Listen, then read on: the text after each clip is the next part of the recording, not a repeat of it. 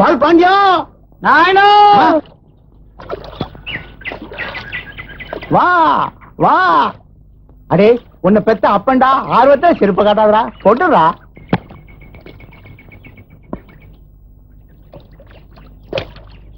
அப்பா எப்படி இருக்கீங்க? இன்னும் கோவணத்தோட தான் இருக்கேன். நீ வந்ததுக்கு அப்புறம் தான் வேட்டி கட்டணும். வேண்டாம்பா, நம்ம கிராமத்தோட நாகரீகம், கலாச்சாரம், பண்பாடு இது எல்லாமே நீங்க கட்டியிருக்கிற இந்த கோமணத்துல தான் இருக்கு.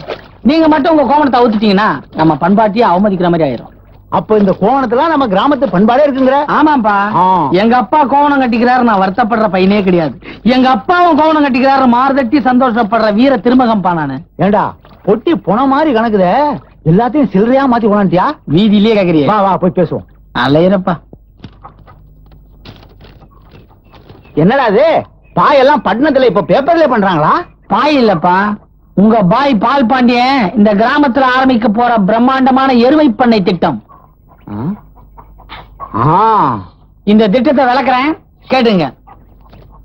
இதுதான் என்னுடைய 1000 எருமைகளை கட்டி வைக்கக்கூடிய எருமை தொழுவம். இதுதான் பால் தொட்டி. நீங்களாம் தண்ணி தொட்டி தான் கேள்விப்பட்டிருப்பீங்க. இங்க நான் ரோடு போட போறேன். இது வழியா தான் வேன்ல மெட்ராஸுக்கு பால் போக போகுது. இது என்னுடைய ஆபீஸ், இது என்னுடைய சீட்டு, அங்க கஜானா. லைனா ஒரு 7 பொண்ணுங்களை வேலைக்கு சேர்க்க போறேன். என்ன அப்பப்ப டைப் படிக்கணும் பாருங்க. வாய பழக்காதப்பா, அவங்க பக்கத்துலயே உனக்கு ஒரு நாள் போட்டு தரேன். அதானே கேட்டேன், ஏன் மவனாச்சே. ஏண்டா கண்ணு, அந்த 1000 எருமையும் பின்னால வருதா? இனிமேதான் வாங்கணும். ஓ, நம்ம ஊர் சந்தையில எருமையெல்லாம் சல்லிசா கிடைக்கும்னு பணத்தை பொட்டியில கொண்டாண்டியா? என்னடா அது பணத்தை எடுப்பேன்னு பார்த்தா நீ நாடகத்தில் நடிச்ச போட்டோ காமிக்கிறா? அப்பா இது போட்டோ இல்ல, நான் படிச்சு வாங்கின பட்டம். இத மட்டும் பேங்க்ல காமிச்சா போதும், லட்ச லட்சமா என் பேர்ல கொடுப்பாங்க. ஓ, நீ பட்டணத்துல பேங்க்ல பணத்தை போட்டு வச்சுட்டு நம்ம ஊர்ல வந்து வாங்கிக்கிற. நீ செய்யறது நியாயம் தான், வழிப்பறிப்பு அதிகமா தான் இருக்கு. நீங்க கிராமத்திலே இருக்கிறதால அரசாங்கம் போடுற திட்டங்கள்லாம் உங்களுக்கு தெரிய மாட்டேங்குது. எல்லாரும் வேலை கிடைக்கல கவர்மெண்டே குத்தம் சொன்னா எப்படி? அரசாங்கத்தோட சுய வேலை வாய்ப்பு திட்டத்தின் பிரகாரம் என்ன மாதிரி பட்டதாரி இளைஞர்கள்லாம் இப்படி எருமை பண்ண ஆரம்பிச்சா கவர்மெண்ட் அதுக்கு ரொம்ப சப்போர்ட் பண்ணுது. அதை நம்பித்தான் நம்ம ஊர் பேங்க்ல கடன் வாங்கி ஒரு 1000 எருமையை வச்சு எருமை பண்ண ஆரம்பிக்கிறத நான் முடிவு பண்ணிருக்கேன். அப்போ எல்லாமே கடன் தானா? எனக்கு பயமாவே இருக்குப்பா. பயப்பட வேண்டியது நாம இல்லப்பா, நம்ம கடன் கொடுக்குற பேங்க்காரன். அப்போ கடன் வாங்குறது சரிங்கிற? நான் சொல்லப்பா, ஒரு இங்கிலீஷ்காரனே சொல்லியிருக்கான், ஒரு மனிதன் எவ்வளவுக்கு எவ்வளவு கடன் வாங்கிறானோ அவ்வளவுக்கு அவ்வளவு அவனுடைய அந்தஸ்து உயர்ந்து கொண்டே இருக்கும். ஒருவனது கடன் தான் அவனது உயிருக்கே பாதுகாப்பு. அது எப்படிடா? கடன் கொடுத்தவன் திருப்பி கொடுக்கலன்னா குத்திர மாட்டான்? நிச்சயமா குத்த மாட்டான். ஏன்னா அவனோட பணத்தை நம்ம கிட்ட இருந்து எப்படியும் திருப்பி வாங்கினதுக்காக வேற எவனாவது குத்த வந்தாலும் இவன் ஓடி வந்து தடுப்பான். தடுக்கும் போது குத்து அவன் மேல விழுந்துட்டா நமக்கு பிரச்சனை முடிஞ்சு அசலும் கட்ட தேவையில்ல. இதுல மட்டும் நான் முன்னுக்கு வந்துட்டுன்னு வச்சுங்க, எல்லாருக்கும் வட்டியோட சேர்த்து ஒரு எருமையை போனஸா கொடுத்துருவேன். என்னண்ணே எப்ப வந்தீங்க? படிப்பெல்லாம் முடிச்சிட்டீங்களா? படிச்சது மட்டும் இல்லமா, பிளானோட வந்திருக்கேன். நீங்க எப்ப வருவீங்கன்னு பெரியப்பா கனவா கண்டுட்டு இருந்துச்சு. ஏப்பா அப்படியா? பெரியப்பா, அண்ணன் வேட்டி சட்டை வெள்ளையா இருக்கிறத பார்த்தா ஏகப்பட்ட சம்பாரிச்சிருக்கும் போல தெரியுது. அது கஷ்டப்பட்டு சம்பாரிச்சத நீ வீணா ஊர்க்காரங்களை கடன் கொடுத்துறாத. ஏன் பாப்பா, நான் பட்டணம் போகும்போது நீ எப்படி இருந்தியா, இப்ப திரும்பி வரும்போது அதே மாதிரி இருக்க? உன் சவப்பு தோலுக்கு இந்நேரம் ஊர்ல எவனா அவசரப்பட்டு தாலி கட்டிருப்பான்னு நினைச்சேன். எங்க ஊர்ல இருக்கிறவங்களுக்கு எல்லாம் எருமத்தோல் எல்லாம் இருக்குது.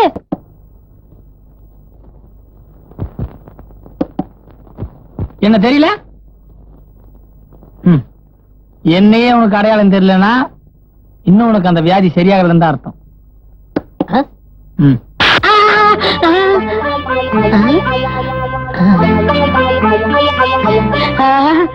டேய் பால் பாண்டி, எப்படா வந்த? ஊருக்கு போனது என்ன மறந்துட்டியா? ஒரு லெட்டர் கூட போடுறது இல்லையா? லைப்ரரி நண்பனை கண்டுக்கவே மாட்டியா? எங்க என்ன நேர்ல பார்த்தாவே நான் தானே கண்டுக்கிற உணர்ச்சி உனக்கு இல்ல. இதுல நீ லெட்டர் போட்டா என்ன பார்க்க போறியா? ஆமா, உன்னை அடிச்சாதான் சொர்ணம் வருமே, அந்த வியாதி ஒன்னு விட்டு இன்னும் போகலையா?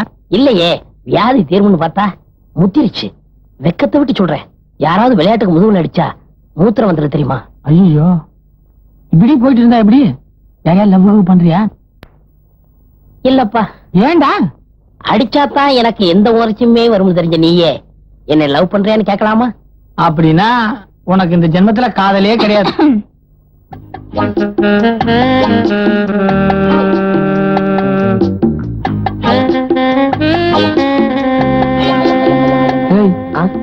அது எதுக்குடா உன்னைய பாத்துட்டு இருக்கு? அந்த பொண்ணு இப்ப மட்டுமா பாக்குது? நான் லைப்ரரியில சேர்ந்ததுல இருந்து பாக்குது. அந்த பொண்ணு ஏன் பாக்குது, எதுக்காக பாக்குது தெரியல. எனக்கு என்னமோ பண்ணும் போல தோணுது. ஆனா என்ன பண்றதுன்னு தான் தெரியலப்பா. என்ன பண்ணணும் அதுக்கிட்டே கேட்டு வரேன்.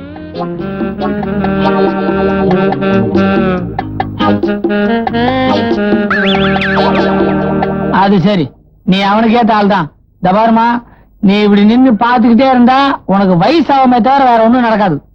அப்படி பார்வையிலேயே காதல் வர அளவுக்கு அவன் ஒன்னும் அவ்வளவு மென்மையானவன் இல்ல. நீ என்ன பண்ற, நேரா கிட்ட போய் பல்லீர்னு ஒரு அடி கொடுக்குற. அப்பவாவது அவருக்கு உணர்ச்சி வருமா? அதுக்கு மேல உன் அதிர்ஷ்டம்.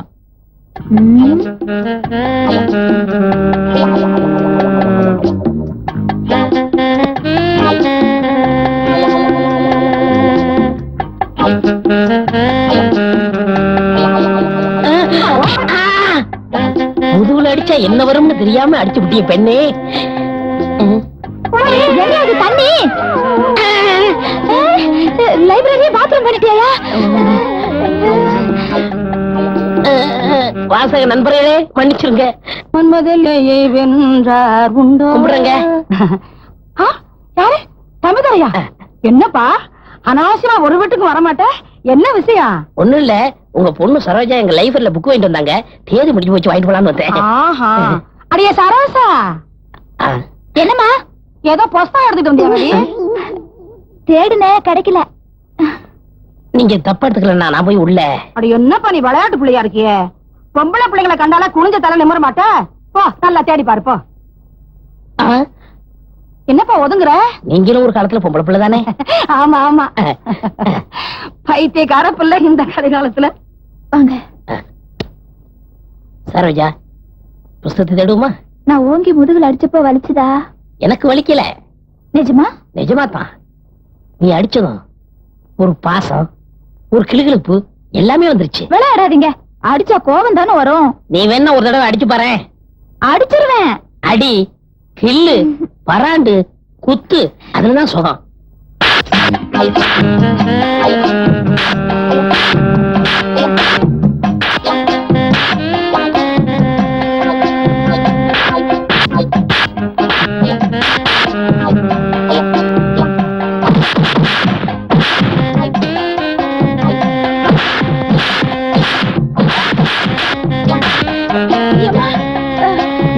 பாத்ரூம் போற மாதிரி பெட்லயும் போயிடாதீங்க.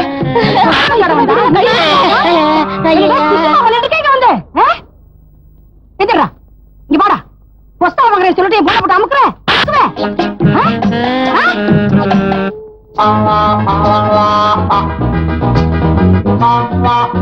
என்ன பார்த்து அவரை அடிக்காதீங்க, நானே அடிக்கிறேன். ஏன்டி அவனை மடி மேல படுக்க வச்சுக்கிட்டு நீ அடிக்க வேண்டாம், நான் தான் அடிப்பேன். அதுல ஏகப்பட்ட விவகாரம் இருக்கு. விவகாரம் இருக்குடி, விவகாரம் இருக்கு. இவ அண்ணங்காரன் இருக்கானே, அவன் தாலி கட்டாதனே, அவனுக்கு இவன் தம்பி தானே. அத்தை, எங்க அண்ணன் போடாத 3 முடிச்சு சேர்த்து 6 முடிச்சா போடுறேன். சத்தியமா? சொல்ல. நீங்க சொல்லுங்க. நீ சொல்லு. நீங்க சொல்லுங்க. ஏன் இப்படி எல்லாம் அடிச்சுக்கிறீங்க? எங்களுக்கு அடிச்சுக்கிட்டா தான் காதல் வரும்.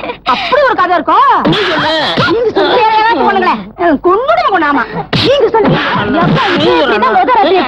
சரி தம்பி, நீ சொல்றதெல்லாம் வாஸ்தவம் தான். பட்டதாரிகளுக்கு கடன் கொடுக்கணும்னு கவர்மெண்டே ஆர்டர் போட்டிருக்கு. ஆனா நீ கேட்கிற கடனை எங்களால உடனே கொடுக்க முடியாது.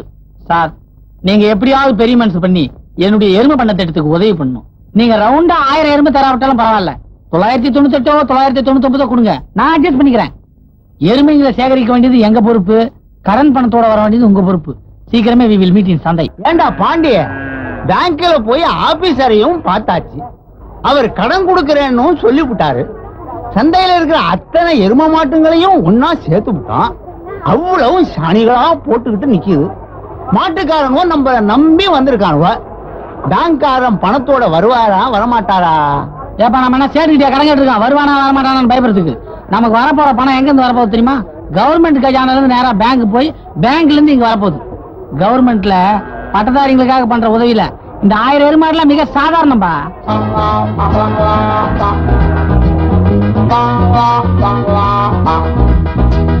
வணக்கம் சார். நீங்க ஏன் பேங்க்ல ஆபீசரா இருக்கீங்கன்னு உங்க சின்சியாரிட்டில இருந்தே தெரியும் சார். தம்பி, அன்றைக்கே ஒரு முக்கியமான விஷயத்தை உங்ககிட்ட சொல்ல மறந்துட்டேன்.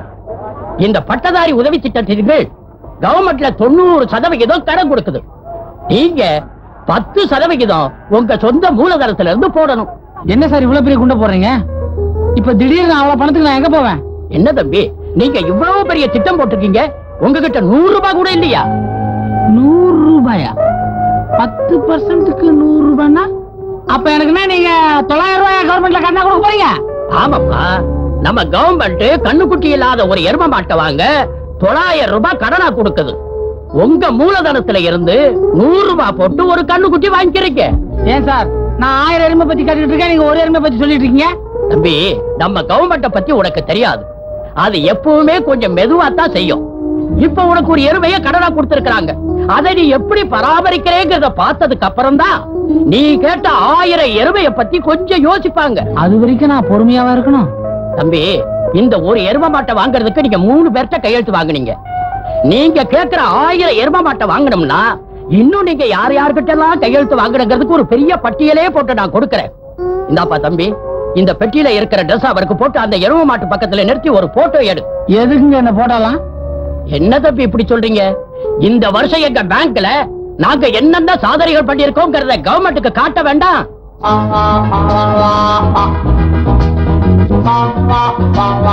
அப்பா காவேரி விநாயகா, உன்னை நம்பிதான் இந்த தொழிலை நான் இன்னைக்கு ஆரம்பிக்கிறேன். உலகத்துல டென்மார்க் எப்படி பால் பண்ண தொழில சிறந்து விளங்குதோ அதே மாதிரி இந்த தமிழ்நாட்டை உருவாக்கணும்ன்றதான் என்னுடைய நீண்ட நாள் லட்சியம். இந்த லட்சியம் நிச்சயமா நிறைவேறும். ஏன்னா தமிழ்நாட்டுல நிறைய எருமைங்க இருக்குது, அதுமே புறம்போக்கு இருக்குது. ஆனா மேய்க்க ஆளுங்க தான் இல்ல. உன்னோட பார்வை மட்டும் என்னுடைய பால் பண்ண திட்டத்து மேல விழுந்தா போதும்.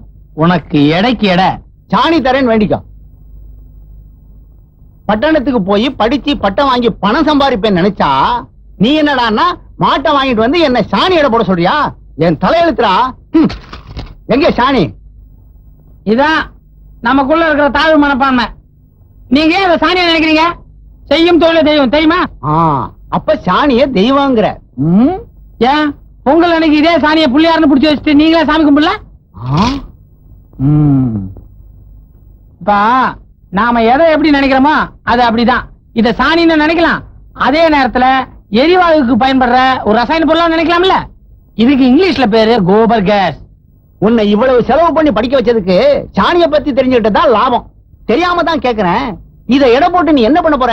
என்னைக்குமே ஒரு பட்டதாரி முட்டாள்தனமா செய்ய மாட்டான்பா. இப்ப சாணியோட அளவு கூடனாலோ குறைஞ்சாலோ மாட்டுக்கு உடம்பு சரியில்லைன்னு அர்த்தம். உடம்பு சரியில்லாத ஒரு மனுஷனால எப்படி சரியா உழைக்க முடியாதோ அதே மாதிரி உடம்பு சரியில்லாத ஒரு எருமையால சரியா பால் கொடுக்க முடியாது. இப்ப தெரியுதுங்களா நான் எதுக்கு சாணி எடை போட சொன்னேன்னு? என்னமோ அல்வாவா அள்ள சொல்ற மாதிரி சொல்ற.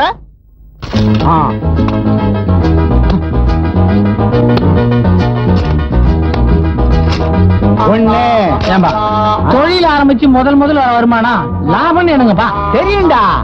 லாபம்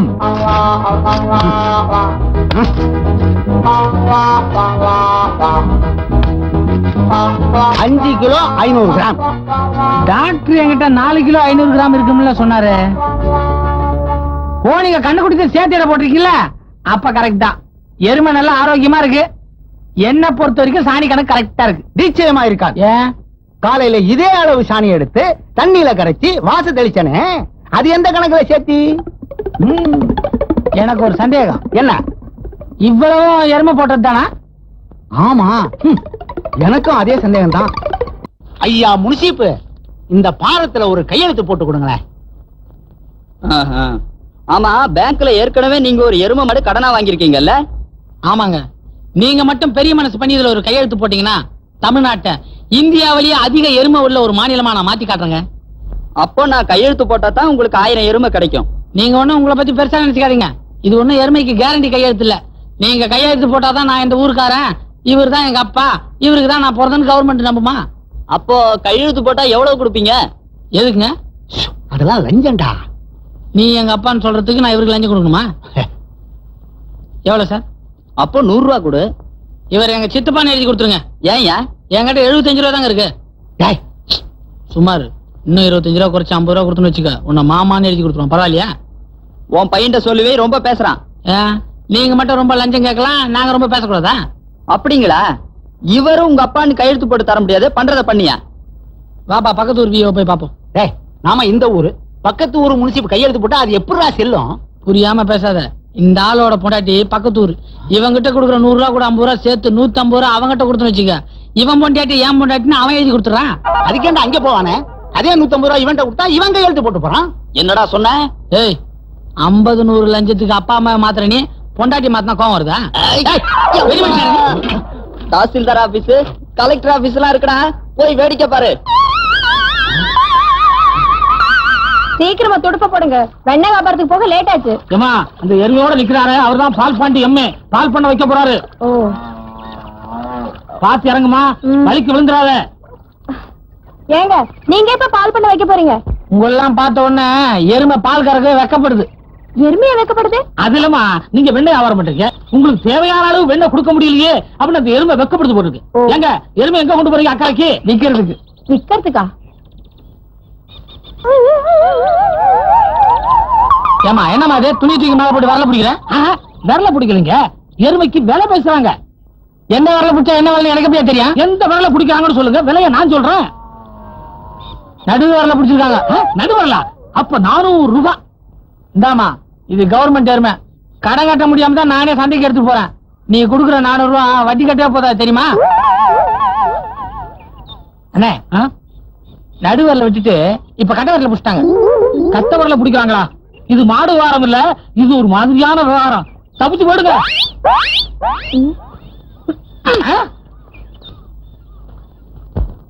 பொதுமக்களே, இந்த எருமை சாதாரண எருமை அல்ல, அரசாங்கத்தோட எருமை.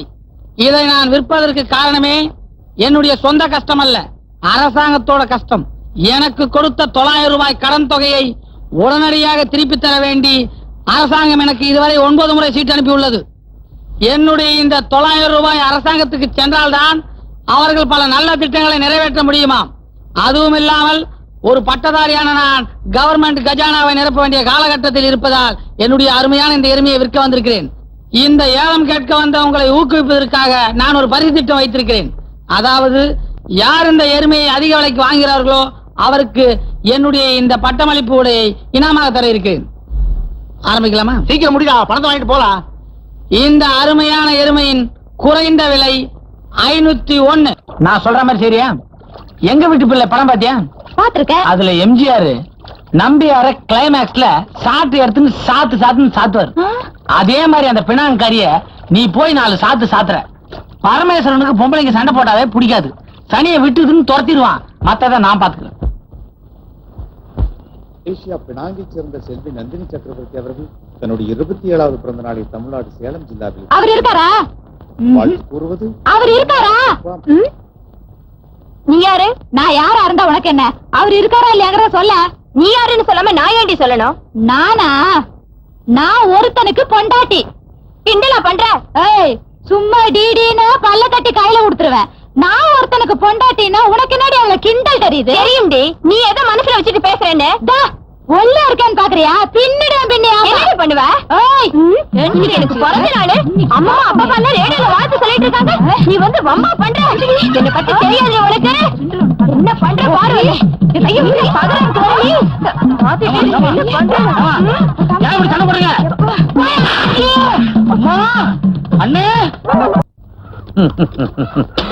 எப்படியோ வீட்டை கண்டுபிடிச்சிட்டேன்.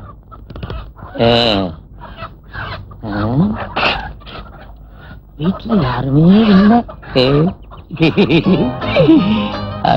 நந்தினி சக்கரவர்த்தி.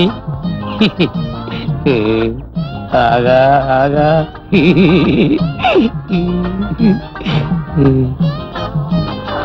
நந்தினி சக்கரவர்த்தி, இந்த சிவப்பு கொடிய உன் காலில் சமர்ப்பிக்கிறேன். உன் தலையில நான் தான் இந்த செம்பருத்தி பூவை வைப்பேன். ஆமா, இந்த பெனாங்கு கடின்னு ஒண்ணு கடிப்பிய கடிய அந்த புதுசாருக்கு கோவம் வந்துடும். அவர் ரொம்ப நல்லவர். எனக்கு அவர் மேல ஒரே ஒரு வருத்தம், இவ்வளவு உயரத்துல வீட்டை கட்டி வச்சிருக்காரு. இந்த மலையில நீ ஏறி ஏறி உன் காலெல்லாம் வலிக்கும் இல்ல, நான் அமிக்க விடுறேன். நந்தினி நந்தினி அமுக்கிறேன்.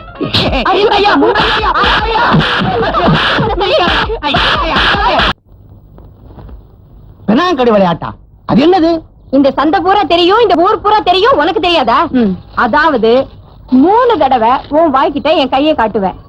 உன் வாயில என் கை சிக்கிட்டா நீ ஜெயிச்சிட்ட. என்கிட்ட என்ன இருக்குதோ அதை நீ எடுத்துக்கலாம். அதே மாதிரி நீ நீட்ட நான் கடிச்சிட்டா உன்கிட்ட என்ன இருக்குதோ அதை நான் எடுத்துக்குவேன். ஓஹோ, இதான் பெனாங்கடை விளையாட்டா? ஆமா. நான் ஆத்துல போற மீனே வாயால கவ்வி பிடிக்கிறவன். இது என்ன எனக்கு பெருசு? நான் பந்தயத்துக்கு தயார். நீட்டு. இன்னைக்கு அண்ணன் மாட்டினாரு வெண்ண வித்த காசெல்லாம். தயாரா? நான் தயார். ஒண்ணு, ரெண்டு, மூணு. எங்க எடு. என்னையா முழிக்கிற? என்கிட்ட கோமணம் தான் இருக்கு, அதான் யோசிக்கிறேன். நீ தோத்துட்ட. இப்ப நீ கைய நீட்டு, நான் கடிக்கிறேன். ஆத்தமா ஒண்ணு, ரெண்டு, எப்படி? மூணு. பெனாங்க கொள்ளு, விஷமா எடு.